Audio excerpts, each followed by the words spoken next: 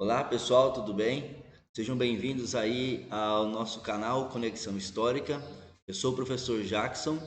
Estarei trabalhando com vocês, a sequência das nossas aulas e hoje nós estaremos trabalhando o regime militar no Brasil, 1964 e 1985, todo o período, e fazendo uma análise política, um tanto quanto econômica também, para que possa auxiliá-los, nas provas de vestibular, Enem e assim sucessivamente. Ok? Então, vamos fazer uma pequena introdução para que nós possamos começar a nossa aula definitivamente. Vamos lá?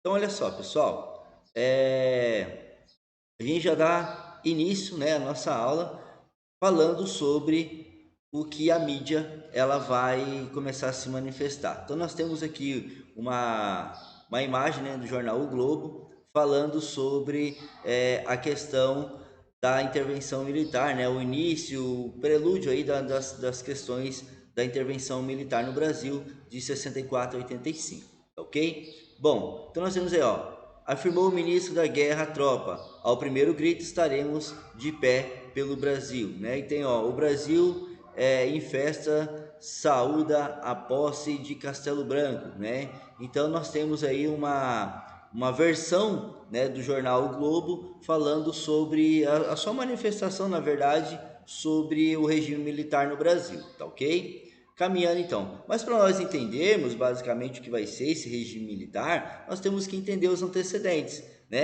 Na nossa aula anterior, e eu vou disponibilizar ela para vocês, ela não está disponível, mas na nossa aula anterior nós começamos a falar sobre os governos de 1946 até 1964, que foi a posse do João Goulart. Então nós temos vários antecedentes, várias questões que vão acontecendo, direcionando, tá, o Brasil para rumos em que a classe empresarial ela não queria, Alguns presidentes vão ser mais voltados à questão da união com os países socialistas, comunistas, com tendência socialista e assim sucessivamente, Principalmente, por exemplo, a ideia da União Soviética e da China, tá? Que o presidente naquele momento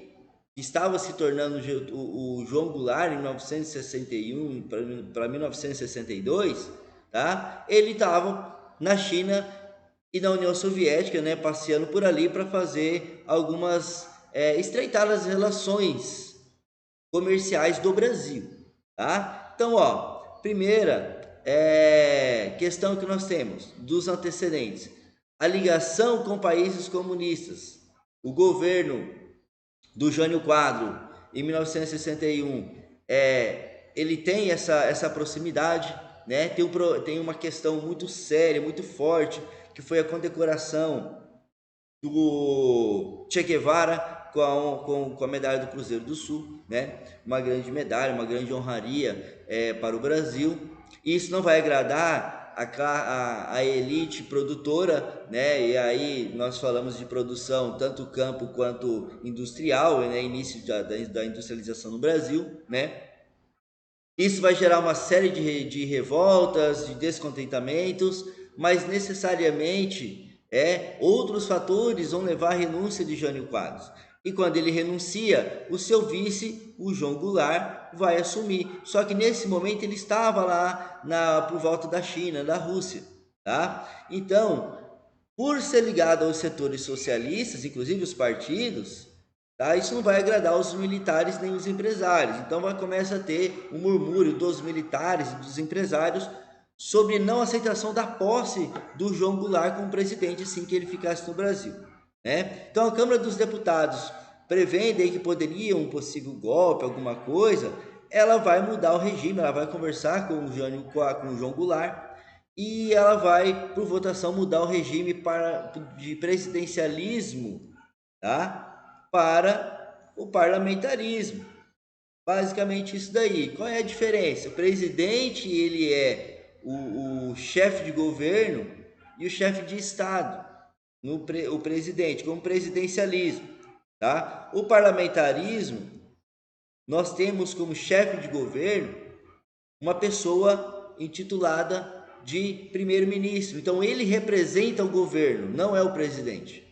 Então, na verdade, esse parlamentarismo, esses parlamentares, né, é que vão necessariamente definir os rumos da nação, tá? Porque o poder dele seria diminuído. Então, de primeiro momento, ele vai aceitar.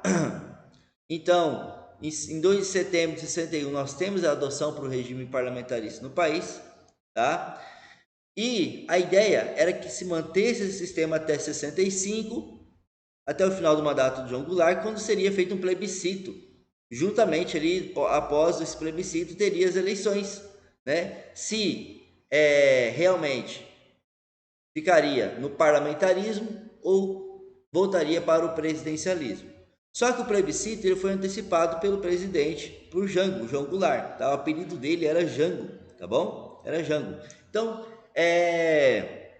ele vai antecipar para o início de 63, tá? E as pessoas, eu costumo dizer para os alunos o seguinte: olha, nós estamos no Brasil com uma transformação muito grande política desde sempre, né? Então nós passamos da monarquia para a república, essa república, a primeira república que foi intitulada por Vargas, não vai dar certo, né? Somente a classe oligárquica vai ter esse poder e tal, as pessoas da população, a grande massa, né? As camadas populares, trabalhadores não terão muito acesso, tanto à informação quanto às decisões, né? Nas eleições, e aí isso vai se arrastando, Getúlio Vargas e outros governos.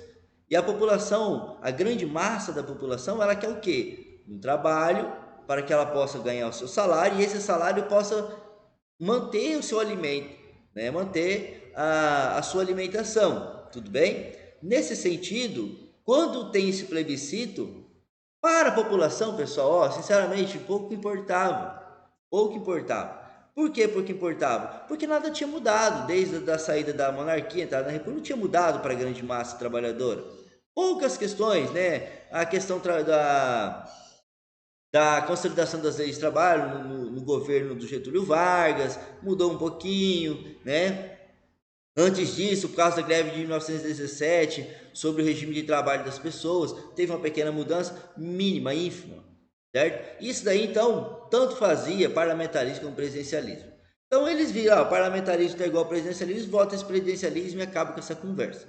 Né? Então, as pessoas não tinham uma questão política. Não estou defendendo também o parlamentarismo, só estou colocando um ponto de vista, né, da minha análise como professor sobre a votação das pessoas.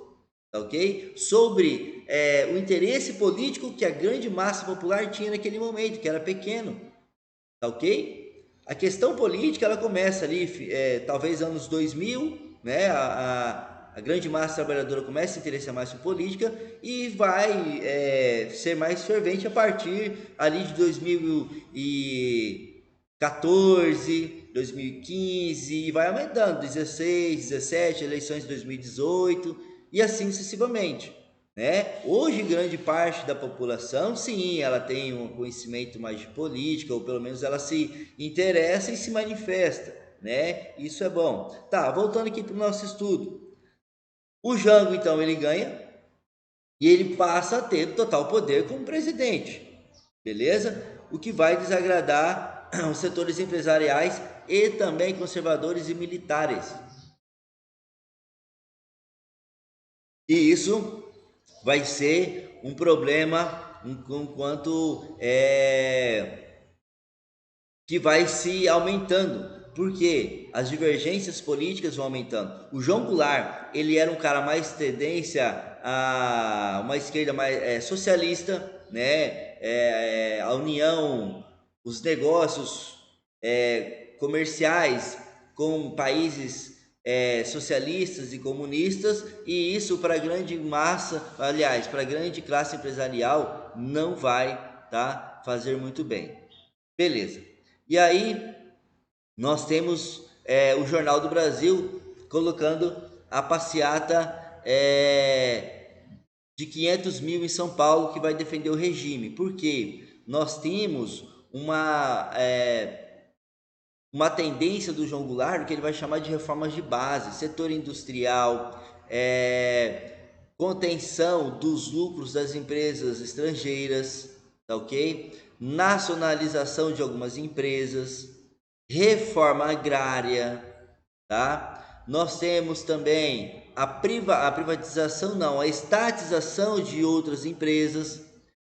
Tudo isso está no que ele vai chamar de reformas de base, tá ok? E isso não vai agradar o setor industrial, muito menos os militares também, os políticos da ala mais conservadora, tá? E aí nós temos então a passeata aí dos 500 mil em São Paulo defendendo uma intervenção militar para poder acabar com todas essas questões, né, do João Goulart, tá bom? Do Jango. Então beleza.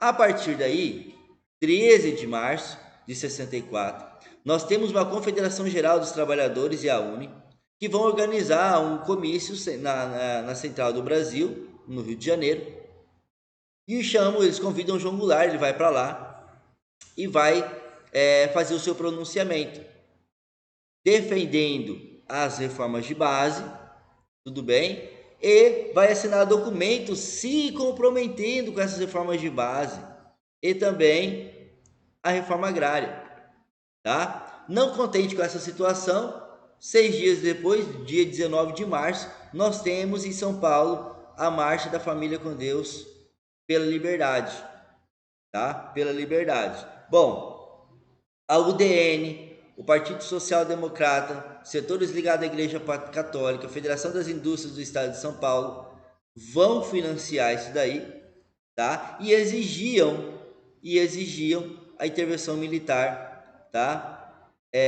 Porque, segundo eles, o Brasil estava por uma ameaça comunista, tá ok? E isso vai, então, olha só, gradualmente, diariamente, os ânimos políticos vão aumentando, e a situação vai ficando mais complexa. 31 de março nós temos as tropas do general Olímpio Mourão Filho vão de Minas Gerais para o Rio de Janeiro, porque o Rio de Janeiro estava bem conturbado, e a ideia era apaziguar um pouco os ânimos do Rio de Janeiro, tá? Outras tropas militares de outras regiões, tá? Vão aderir a essa questão, também vão sair às ruas, certo?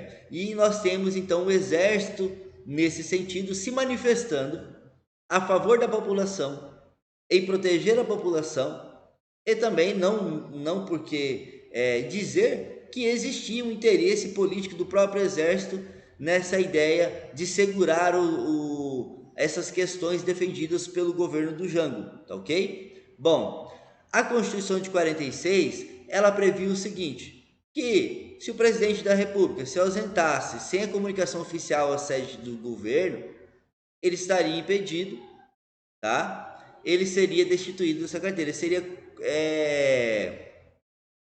seria equiparado ao abandono do seu posto, e aí ele seria destituído do seu cargo, ok? Então, ele está indo nesse momento, ele vai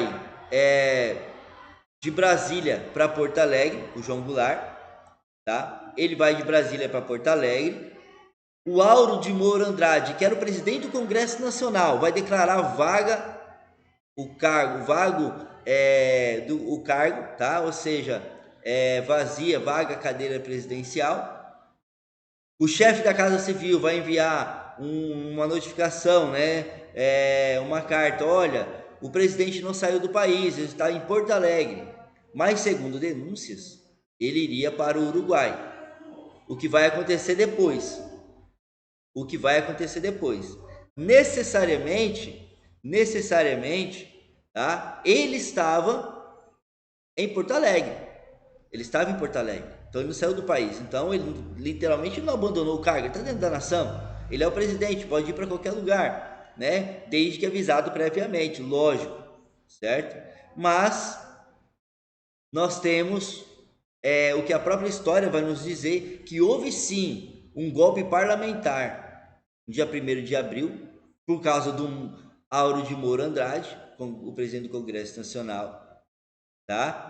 E aí, o golpe de 64, ele vai começar com o movimento civil, certo? É porque, assim, alguns historiadores, aí depende da vertente que a defesa, né, ser mais de direita ou ser mais de esquerda, vai defender um golpe civil militar, né, por causa do emprego das tropas nas ruas, que estavam um pouco junto ali com os parlamentares, na verdade, certo? Mas, ao análise profunda do que está, dos fatos, a gente pode colocar o seguinte: realmente foi um golpe de um movimento civil que os militares vão apoiar, certo?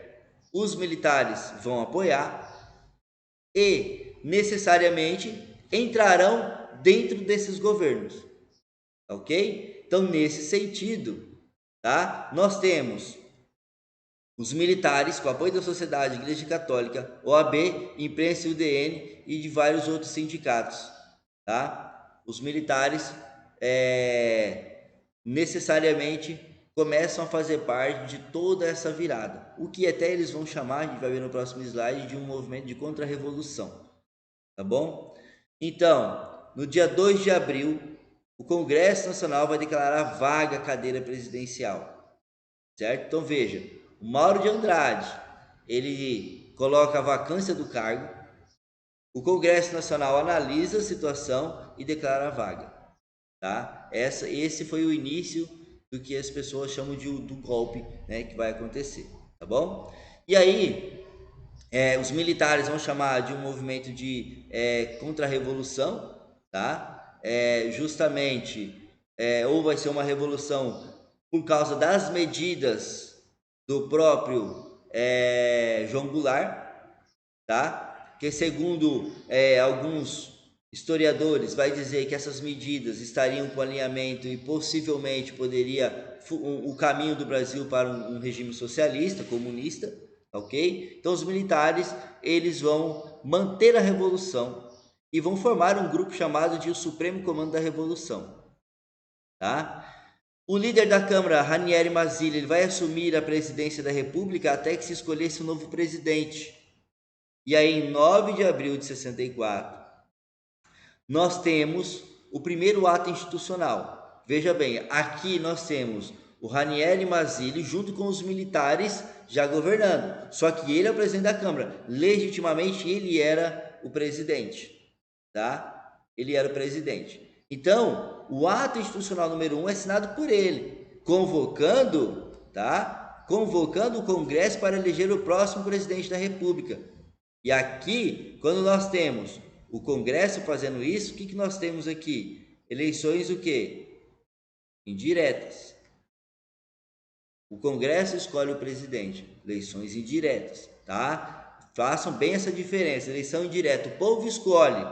Eleição indireta, o Congresso vai escolher o novo presidente. Isso é muito importante para a prova de vocês, tá? São conceitos mínimos que caem. Então, com 98% dos votos, os deputados federais elegeram Humberto de Alencar Castelo Branco, o primeiro presidente militar, tá? Ele tinha o apoio da população, classe política e da imprensa. Isso é muito importante que vocês analisem isso no campo político, tá? Então vejamos que a imprensa mudou de lado bastante. Ela era do lado dos militares, depois ela começa a ficar uma tendência mais à esquerda. Então depende do regime, de tudo que vai ser financiado ali para a imprensa, né? Aqui vai um comentáriozinho sobre a imprensa. Então olha só, escolhido democraticamente, o Congresso vai receber os votos, olha só, Juscelino Kubitschek e Ulisses Guimarães. Esse cara vai ser um dos constituintes que vai escrever a Constituição Federal de 88, que é vigente até os dias atuais. Então vejam bem, os mesmos que futuramente vão criticar o regime militar, escolheram o primeiro militar para ser o presidente, ok? Então vão juntando esses fatos aí para vocês entenderem o contexto, tá? E aí, O texto da traz: esperava-se que fosse uma transição e que na sequência Lacerda e Juscelino Kubitschek disputassem as urnas. Só que esse período democrático acabou, que o regime militar, que era para durar alguns meses ou anos, vai durar 21 anos. Na verdade, era para durar em torno de 6 meses para as próximas eleições, e aí, democraticamente, o presidente seria escolhido. Só que os militares ficaram no poder. Beleza? E aí, começamos o regime militar propriamente dito. Divisões entre os militares havia, tá? Então nós tínhamos os Sorbonne, tá?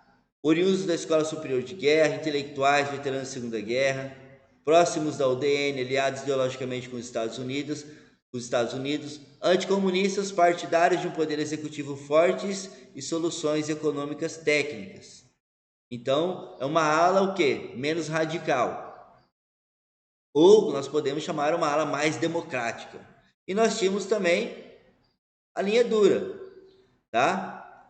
Anticomunistas, sem ligações diretas com os Estados Unidos, nacionalistas, avessos a políticos e qualquer tipo de democracia.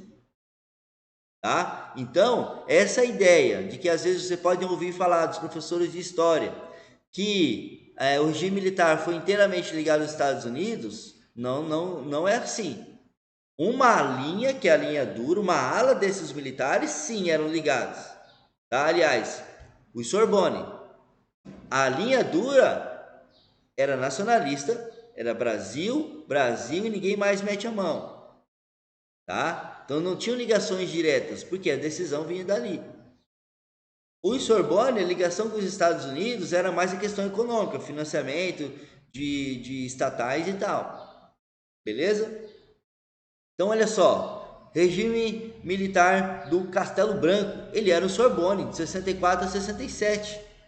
Tá? Ele vai lançar o plano de ação econômica do governo, incentiva as exportações, abertura ao capital exterior, reforma nas áreas fiscal, tributária e financeira, arroxo salarial, repressão e desemprego.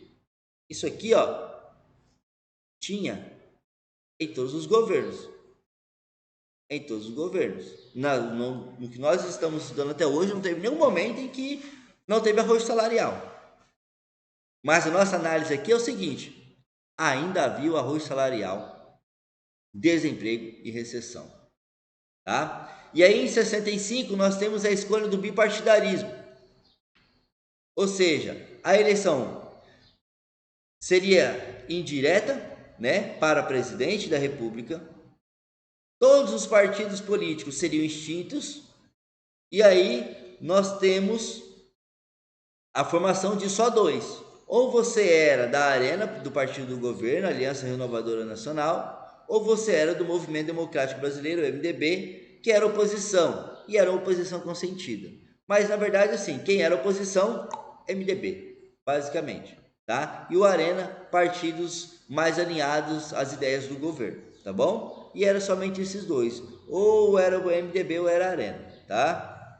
Bom, e aí nós temos corte de gasto, aumento de tarifa de imposto, fim da lei de estabilidade, criação do FGTS, né? Olha aí, para quem trabalha de carteira assinada, sabe que o FGTS foi criado durante o regime militar, tá ok? Aumento salarial uma vez ao ano, abaixo da inflação, não vai adiantar muito, tá abaixo da inflação, né? Se a inflação tá alta, o poder de compra do trabalhador tá pequeno, mas pelo menos aqui eles vão garantir um aumento salarial, né? O que estava difícil de acontecer nos governos anteriores. Vejam bem, não estou defendendo o regime militar, é uma análise política e econômica que a gente está fazendo, tá? Restrição ao crédito, ou seja, nem todo mundo poderia ter crédito.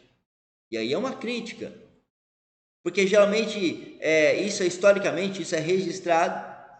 Geralmente quem tinha crédito, tá?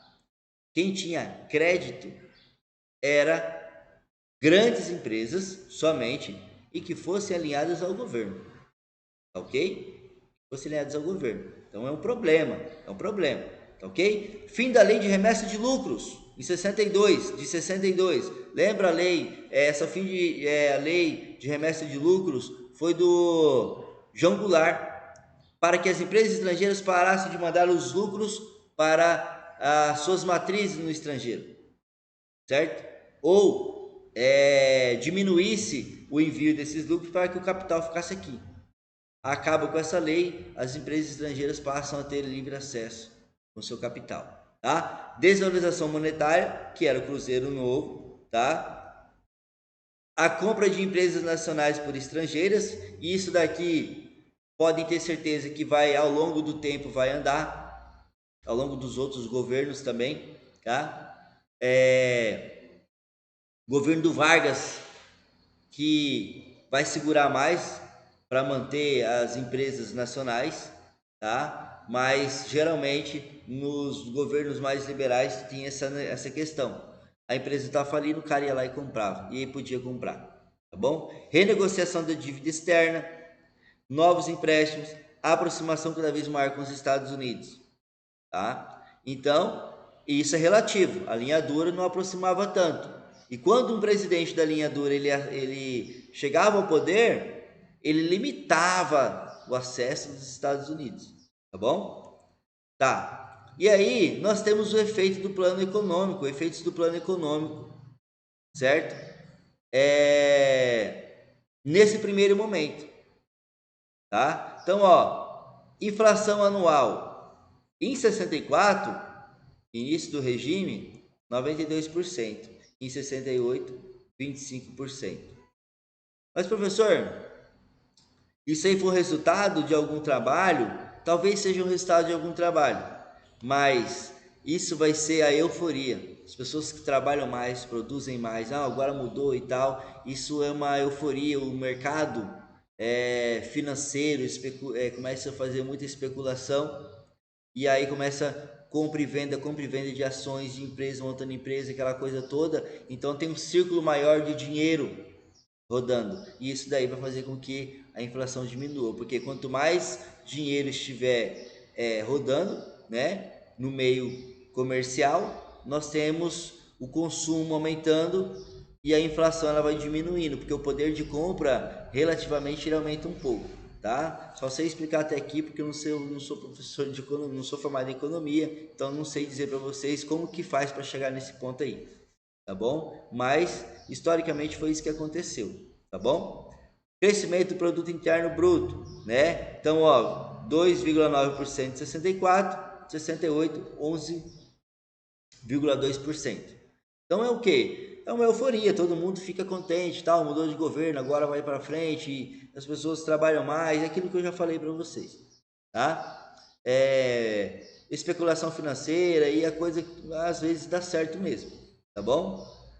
E nós temos fevereiro de 66, o AI3, eleições diretas para governadores e indicação de prefeitos de capitais e cidades estratégicas. Então o AI3 ele já começa a colocar uma questãozinha. Agora eles também são indiretos para os governadores. Então, chefes do poder executivo, todas indiretas. E os prefeitos das capitais e de cidades estratégicas ou satélites serão todas indicação. Indicação de quem? Alinhados ao governo. Tá? Alinhadas ao governo. Ok? E isso vai trazer uma onda de manifestação. Uma onda de manifestações para combater esse processo, tá bom? Depois nós temos aí a Constituição de 67. Constituição de 67 nós temos o fortalecimento do que a gente vai chamar do executivo, né? Emendas constitucionais a cargo exclusivo do presidente, por exemplo. O presidente, somente ele pode fazer as emendas constitucionais. Incorporação dos atos institucionais, tá? A Constituição de 67 ela pega todos aqueles atos e vai incorporando. Então, cada ato que sai, ele é incorporado automaticamente na Constituição, tá? Surge também a Lei de Segurança Nacional, defesa da pátria contra o perigo comunista, é uma repressão consentida, né? Ou seja, daqui para frente, essa repressão consentida, a Lei de Segurança Nacional, ela vai começar a buscar todos aqueles apoiadores dos partidos comunistas ou aqueles que eram vistos como subversivos contra o governo, tá? Qualquer propaganda contra o governo. que colocava falava sobre questão de comunismo ou necessariamente a liberdade e tal, nós temos aí um perigo comunista e a Lei de Segurança Nacional funcionava, a perseguição dessas pessoas, tá? E bom, na verdade é o seguinte, quando começa toda essa repressão, a coisa fica feia para os dois lados. Tanto o lado, né, daqueles considerados subversivos vão cometer atos, né, que são considerados como terrorismo, mas também não podemos negar que parte do regime militar ele cometeram ações de tortura, de perseguição, ok? Aí a gente vai analisando conforme a nossa aula. Então nós temos aqui o segundo governo, o governo Costa e Silva, determinado de linha dura, de 67 a 69, tá? Aqui nós temos um governo que vai colocar a Constituição necessariamente para funcionar, naquelas perseguições principalmente. As manifestações são cotidianas, os movimentos começam a crescer, e em uma das manifestações estudantis, em 68, nós temos o assassinato, tá, do estudante Edson Luiz. Então, a denúncia é que fossem os militares, mas necessariamente, né, não tem uma comprovação se realmente foram os militares. Enfim, as manifestações culminaram na morte, no assassinato do estudante Edson Luiz. E aí nós temos, em julho de 68, a passeata de 100 mil, greves em Osasco, tá? Contagem e Belo Horizonte, contra o governo, contra tudo aquilo que o governo estava fazendo, tá bom? Essas manifestações, então, aí tem uma imagem, né? A missa do sétimo dia do Edson Luiz teve uma comoção e teve tropas na rua, teve agressão dos dois lados, certo? Então foi um período aí muito conturbado e violento, né? Podemos dizer assim, violento. Surge também grupos pró e contra o governo, né? Por exemplo, aqui nós temos o CCC, Comando de Caça aos Comunistas. Então, atrito entre estudantes da USP de São Paulo, oposição aos militares, e da Faculdade de Mackenzie, conservadores e anticomunistas. Eles fundam esse grupo, então, tá? Justamente para combater aquilo que eles consideravam como subversivos, né, que eram os estudantes, principalmente da USP ali, que se manifestavam mais contra o governo. E eles começam a pichar também, né, arte sim, palavrão não, né, porque o lado considerado subversivo, tudo que ele colocava nas pichações de muro tinham palavrões e tal, né, então começa essa briga entre conservadores e aqueles que gritavam, né, pela questão da liberdade, beleza? Bom, dezembro de 68, nós temos o AI-5, o instrumento de maior repressão da ditadura. Por quê? O AI-5, ele vai determinar o fechamento do poder legislativo, o presidente vai assumir a questão das leis, tá? Suspensão do habeas corpus, direito de ir e vir, tá ok? Não terá habeas corpus mais. Então, por exemplo, a pessoa é presa, você pode ter o habeas corpus, né, dependendo do advogado, um habeas corpus para que essa pessoa consiga pelo menos ter o processo em liberdade, que essa coisa toda. Ela não foi julgada, aqui acabou. Foi preso, vai ser julgado, vai ser condenado. Beleza? Novas cassações vão surgir, intervenção em estados e municípios, permissão para cassar mandatos, demitir, prender e editar leis, tá? Prazo de validade indeterminado. Então, ou seja, enquanto durar a subversividade, vai durar a cassação, né? O AI-5 ele vai permanecer, beleza? Então, olha aí. Jornal do Brasil, governo baixa ato institucional e coloca Congresso em recesso por tempo ilimitado, tá? Bom, o início da ação armada, então, contra o governo, ele começa um pouquinho antes do AI-5 e vai se revigorar, vai se manter mais forte durante o AI-5. Então surge a Aliança Libertadora Nacional, Ação Popular, Movimento Revolucionário 8 de Outubro, tá? Vanguarda Popular Revolucionária, VAR Palmares, Vanguarda Armada Revolucionária Palmares, Partido Comunista Brasileiro Revolucionário, são grupos que vão se determinar com a ação armada contra o governo. E aí nós temos, né, a guerrilha urbana, que vai fazer sequestros e assaltos a banco, principalmente os assaltos a banco, para ter o dinheiro para financiar essa luta armada.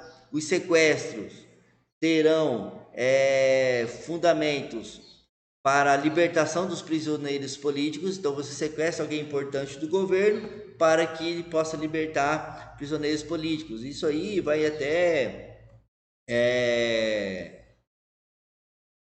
cônsuls de outros países, né, serão sequestrados, por exemplo, para ocorrer de uma forma de troca de prisioneiros, tá bom? E nós temos a guerrilha rural do Araguaia, tá? Lá no Pará também, tá? Aqui nós temos um dos maiores líderes comunistas, o Carlos Marighella, tá? Ele vai escrever um livro chamado Manual do Guerrilheiro, certo?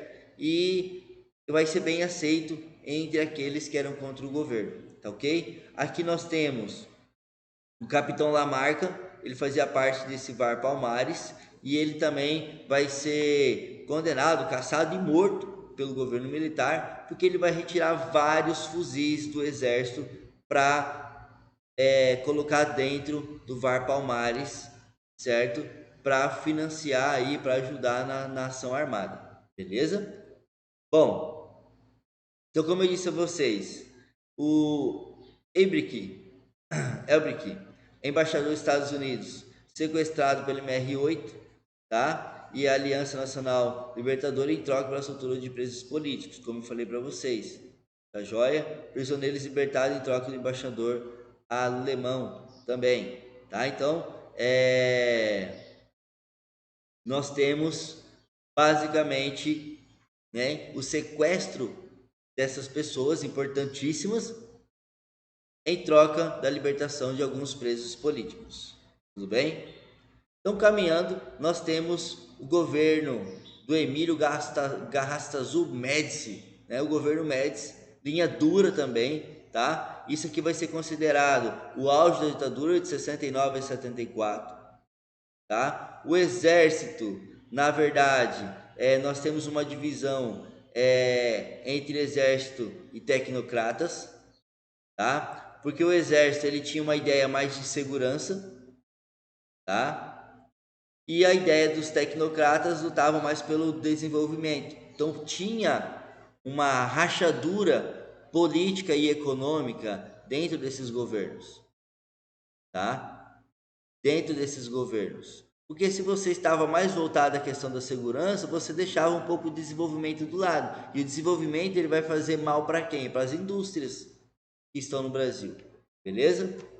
Bom, nós temos prisões, torturas e assassinatos, morte de militares e de pessoas da esquerda como desaparecidos, tidos como desaparecidos, assassinato de vários militares e casas das famílias invadidas diariamente, sendo atacados por tiro, tá? Então, como eu disse a vocês, todos os lados vão atacar, tanto o lado daquele que é o subversivo como dos militares, certo? Então, muitas casas militares foram apedrejadas, sofreram algum tipo de ataque, justamente uma forma de tentar coibir, né, os militares de atuarem como estavam atuando, beleza?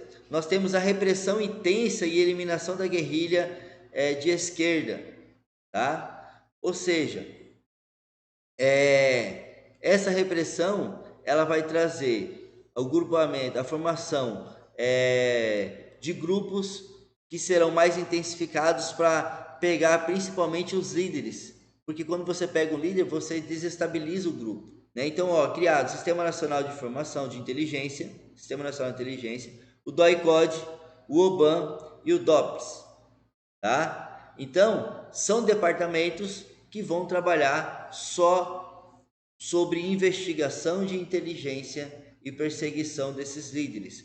E acaba, então, basicamente no assassinato do Carlos Marighella, né? A partir desse momento, ok? Bom, nós temos agora cartazes com os terroristas, aqueles subjugados como terroristas, tá? Procurados, e uma ação do governo: ajude a proteger a sua vida e de seus familiares, avise a polícia. Então, se você visse alguma dessas pessoas, era para avisar. E muitas pessoas avisavam, via, ó, tá um cara lá, tá assim, se assado lá, uma atitude suspeita e tal, o pessoal ia lá ver, né? Bom, nós temos uma popularidade dentro do que nós vamos chamar de censura e propaganda, tá? E os slogans otimistas e da mesma forma ufanistas, né? Brasil, ame ou deixo, tá? Ninguém mais segura este país, Semana da Pátria. Por quê? Nós vamos viver um período chamado de milagre econômico, né? Então, aqueles que, de alguma forma, não queriam os militares no poder, ou o governo como estava sendo conduzido, deixasse o Brasil, né? Na verdade, é uma propaganda para que as pessoas pudessem ter o lado patriótico mais aguçado, né? E pudesse denunciar aquele vizinho, aquela vizinha que tinha uma tendência mais a ser subversiva, né? Digamos assim, tá ok? Bom, e aí nós temos a valorização de conquistas esportivas do futebol e automobilismo, né? Uma associação de vitórias com o sucesso do governo. Então, ou seja, 1970, a seleção vai ser tricampeã, certo? E aí nós temos o Carlos Alberto, presidente Médici, e o Zagallo aí levantando a taça do tricampeonato mundial, tá bom? Que o Brasil conquistou. Beleza. Milagre econômico. Nós temos o ministro da Economia, que era o Delfim Neto, crescimento de 10% ao ano, tá? Facilidade de crédito, bens de consumos duráveis. Então volta aquela questão do crédito, né? E começa ainda mantendo esse arroxo salarial. Mantém esse arroxo salarial, tá? Grandes empréstimos começam a aparecer, mas aquilo que eu disse a vocês, nem todas as empresas, nem todas as pessoas, você tinha que comprovar necessariamente que você conseguiria pagar esse empréstimo, tá?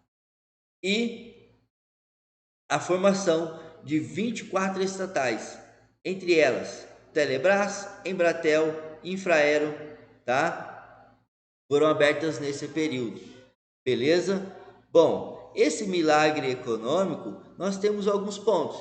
Ponto positivo, né? A construção de obras importantes, como a Ponte Rio-Niterói, no Itaipu, a aceleração da industrialização, tá? O incentivo à indústria, construção civil e a criação de sistema financeiro habitacional. Então, ou seja, né? Vai ser bom. Só que, por outro lado, nós temos um aumento da pobreza, pessoal. Nós temos um aumento da pobreza, porque nem todos conseguiam ter acesso a isso que estava tendo. Porque olha só, incentivo à indústria e construção civil, isso não quer dizer que vai gerar mais emprego e o salário. Então o salário era o mesmo, tá? E essa construção civil, ela vai gerar o que também? Criação de sistema financeiro habitacional. Nós acabamos de ver aqui. Só que nem todas as pessoas tinham acesso por causa do salário. Então, se o salário continuava o mesmo, o poder de compra não aumentava. Esse foi o problema, tá? E a inflação ela vai aumentando. Por que a inflação vai aumentando? Porque nós não temos uma economia girando, né? Cresce a indústria, mas não aumenta necessariamente o emprego, não aumenta necessariamente o salário, o poder de compra não tem. Então, tudo que se produz, nem tudo é consumido. E aumenta a inflação, tá? Bom, redução do poder aquisitivo do trabalhador pobre. Exatamente por isso. Quanto maior a inflação, menor o poder de compra, tá? Investimento mínimo em saúde, educação e previdência social, certo? A única coisa que tinham criado foi o FGTS, que nós vimos, né? Desvalorização da moeda brasileira frente ao dólar. Pessoal, isso aqui sempre vai acontecer. tá? Qualquer coisa que acontece, uma crise no petróleo, nós temos o real caindo em frente ao dólar. Isso não deveria ser normal, mas né? O dólar, o real, anos-luzes para chegar a ser comparado com o dólar. Então, o Brasil vai ter que trabalhar muito, tem que produzir muito, né? Porque o dólar ele é uma moeda internacional. Basicamente, quase todas as transações são feitas em dólar, transações internacionais. Não digo só do Brasil com os Estados Unidos ou outras nações, estou dizendo de nação europeia, né? Quando faz é, comércio com outras nações fora da zona do euro, nós temos uma transação em dólar, porque é o dólar que, né, está no controle. Logicamente que aí vai de acordo também, né? É o acordo que vai determinar. É o acordo comercial, ó, vai ser em dólar, vai ser em euro. Então, assim, não estou dizendo que isso é fixo, mas muitas transações, quase todas, são em dólar, tá bom? Então, o dólar, ele vai sempre estar à frente da moeda brasileira, até um dia que o Brasil chegue a algum patamar de produção e, enfim, o real tenha mais a influência política do Brasil no exterior, tudo mais, né? Até, sei lá, se militar cabe essa análise, mas aí o dólar, o real possa chegar ao dólar, mas tem um processo muito longo, né, para chegar. Voltamos aqui, aumento da dívida externa. Olha só, o incentivo à indústria, ele funciona como empréstimo para poder financiar a indústria e a construção civil, né? As obras importantes, Rio Niterói, Rio Itaipu, outras hidrelétricas, né? Nós temos financiamento, o empréstimo da dívida externa, tá? Nós temos uma denúncia de corrupção e favorecimento de empreiteiras ligadas ao governo, né? E parece que é uma situação, aqui uma das empreiteiras, tá? Era o Odebrecht, por exemplo, certo? Que permaneceu até tempos aí, e permanece até hoje, né? Permanece até hoje, com ligações, com negócios, né? Ganhando licitação e tudo mais. Não sei se depois, se ela já está liberada, né? Mas enfim, é essa situação. Então, desde o regime militar, o Odebrecht está fazendo negócios com o governo, tá? Bom, dependência de empréstimo do exterior, principalmente dos Estados Unidos. Nós já falamos isso aqui, né? Para financiar todas essas obras, indústria e construção civil, beleza? Mais trabalho, menos salário, aquilo que eu falei, olha, aumenta o trabalho, aumenta a demanda, mas o salário continua o mesmo, não tem como, e isso não dá o poder de compra, e isso vai aumentar a inflação, porque a economia não tá girando, ok? E aí, se não tem uma pessoa comprando, não tem imposto sendo pago, essa é a realidade, né? E aí nós temos o governo do Ernesto Geisel, no Sorbonne, de 74 a 79. Nesse momento, nós temos a crise do petróleo que vai abalar o milagre econômico. Então, o milagre econômico também era porque o petróleo naquele momento estava sendo valorizado. Nós tínhamos, né, uma produção boa até de petróleo naquele momento já, mas a crise do petróleo chega em 73, 74. E aí, o que era milagre vai desaparecendo, né? E da mesma forma, o governo do Geisel começa uma abertura política, uma abertura lenta, gradual e segura. Ou seja, nós temos o início de transição para o governo civil, tá bom? A saída dos militares. Mas ainda ele vai criar o programa do Proálcool, tá? E é nesse momento que os primeiros veículos por álcool, né, começam a circular, né? Bem depois desse programa, logicamente, com vários problemas. Quem teve o carro a álcool nos anos 90, né, um pouquinho antes aí, sabe qual era o problema do carro quando para ligar é um sacrifício, né? E aí nós temos o segundo Plano Nacional de Desenvolvimento também, que o Geisel vai lançar. beleza?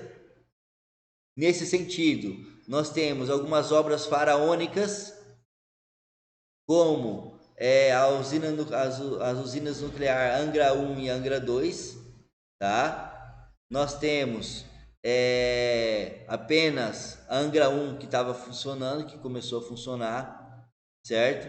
Nós temos a rodovia Transamazônica, que não foi concluída até hoje, então são várias questões, porque em alguns trechos, ou grande parte dos trechos, passa por terras indígenas, e essas terras indígenas geralmente elas são pela ancestralidade ali, né? Vários povos vivendo ali por muito tempo, nós temos o tombamento de sítios arqueológicos e tudo mais, né? Então, tudo isso vai fazer com que essas obras não sejam finalizadas, tá? Rodovia de Santos, Ponte Rio-Niterói, tá? Ponte Colombo Salles, Santa Catarina, hidrelétricas de Solteira e Passo Fundo, tá? Então, necessariamente são obras que vão sendo construídas a partir do governo do regime militar, tudo bem? Bom, outubro de 78 acaba o AI-5 e as greves do sindicato do ABC Paulista iniciam. Então, ou seja, o AI-5 acaba, tá?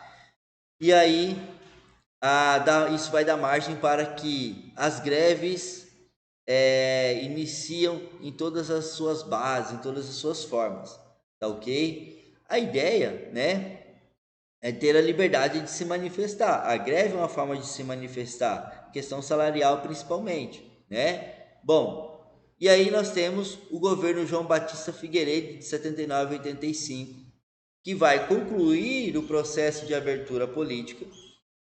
Crise econômica vai manter desemprego e tal, isso não vai mudar, tá?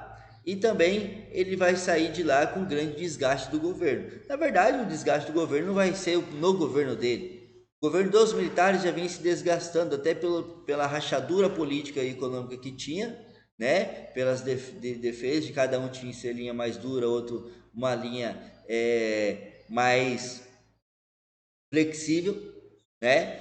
E também a própria classe política, né, já estava não estava mais gostando da forma como os governos militares estavam dirigindo o país, beleza? E aí, então, começa em 79 a lei da anistia, certo? Os envolvidos na luta armada não tiveram e os atos terroristas, né, considerados como atos terroristas, não foram anistiados, tá?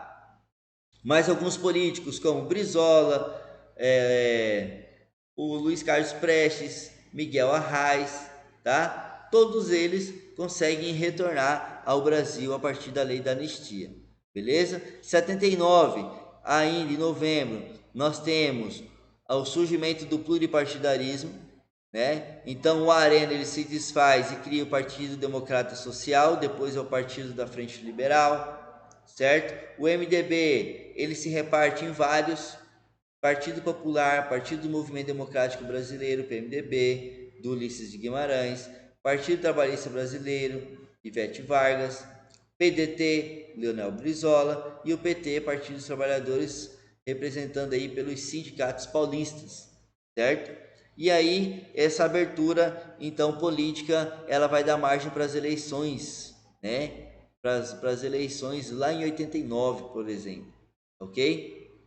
Em 84, o Dante de Oliveira, ele vai criar a emenda Dante de Oliveira, tá? Que é uma mobilização das diretas já, para as votações das diretas já, tá? O Dante de Oliveira, ele foi um governador aqui do estado de Mato Grosso, e ele vai tentar estabelecer uma campanha chamada de diretas já, tá? Mas foi derrotada por 22 votos de diferença no Congresso Nacional. Tá ok? Então, as eleições de 85 ainda são indiretas, tá? Então, nós temos aí o Paulo Maluf e o Mário Andreasa na presidência, concorrendo com o Tancredo Neves e o José Sarney, tá ok? O Tancredo Neves vai morrer, vai ter um problema de saúde, ele vai morrer em 85, então ele, na verdade, ele ganha as eleições, mas ele não assume a presidência. E aí nós temos o José Sarney, o vice-presidente, assumindo, tá, a presidência, então, tá ok? Bom, e aqui nós necessariamente finalizamos a nossa aula, né? Nós finalizamos a nossa aula. Espero que tenham entendido tudo que foi passado. Qualquer dúvida vocês podem estar mandando, a gente, na medida do possível, pode ir respondendo para vocês, né? Não se esqueçam de deixar o seu like, curtir, compartilhar conosco, tá? Com as outras pessoas, aliás, essa aula. Se você achou interessante, se inscreva no nosso canal também, que é muito importante, né? E mais uma vez eu reforço com vocês, compartilhe para que o nosso canal possa crescer, ter mais divulgação e mais pessoas terem acesso, tá, a essas aulas que são totalmente gratuitas, ok, pessoal? Então, aqui eu me despeço, um forte abraço e até a próxima aula. Tchau, tchau.